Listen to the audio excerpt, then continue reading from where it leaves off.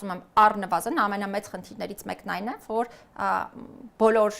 կամ մի շարք իրավիճակներով դարձյալ որպեսզի ես էթիկական ստանդարտ չխախտեմ եւ դատական ակտի մասին չխոսեմ, մի շարք իրավիճակներում ես կարծում եմ առնվազն հանրային հաղորդակցության համատեքստում պատշաճ չի ներկայացվում, թե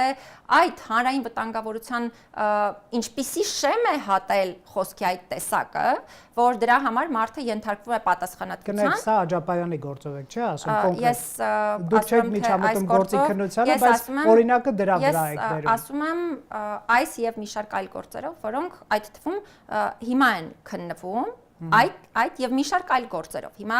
իմ ասելիքը այն է, որ կներեք, ուզում եք ճշտել, որ հասկանանք վերաբերելի է օրինակ այս դեպքին, ձեր այդ սահմանումը։ Շատ կարեւոր է, որպեսզի իրավասու պետական մարմինները պատշաճ հաղորդակցություն վարեն, հանրային հաղորդակցություն եւ մեզ բոլորիս ցույց տան,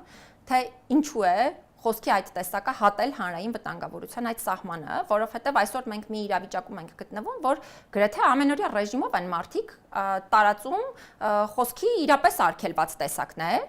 եւ նաեւ այս պայմաններում հարց է առաջանում, եթե մենք համարում ենք, որ հատել է հանրային վտանգավորության այդ սահմանը, ինչը նաեւ կարող է այդպես լինել, այսինքն հիմա մենք չենք կարող ասել, որ վստահաբար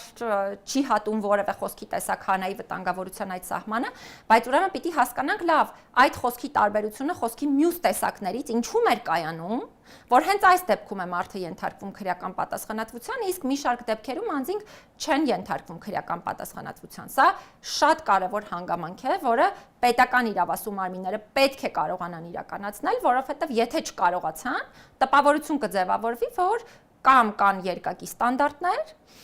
կամ մարդը ենթարկվում է քրեական պատասխանատվության մի բանի համար, որի համար պետք է լիներ պատասխանատվության տեսակ, բայց ոչ քրեական պատասխանատվությունը։